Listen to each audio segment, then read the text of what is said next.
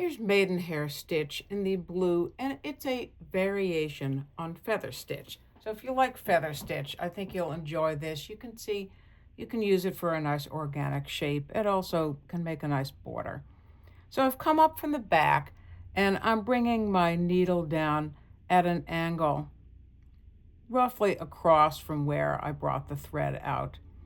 If you like, you might find it helpful to use your right hand to hold this loop in place, because remember, this is just a loop stitch. So here's my first little loop. So far it looks just like Feather Stitch. Now I'm going to make another one. So you're basically doing like a triple Feather Stitch. So I'm going to come down approximately, you're kind of stacking these vertically. So see, I'm approximately across from this and under here. Since you're making something organic, I don't usually worry about trying to get everything to line up just completely perfectly.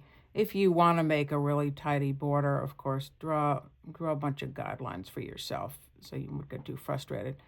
So now I have 3 on this side, so I've made it look like that. Now you'll find when you're stitching this, there's always going to be one side that's easier to stitch from. When you're stitching left to right and you're left-handed, this side going left to right is going to be a lot easier for you. So there's a loop on this side. Now we're going to make another loop. So you just always, as with any loop stitch, the whole trick is remember to keep bringing your thread, your needle out over the working thread. So here we go. Now we've got a third one. So I could keep going like this until I got a nice shape that looked like this.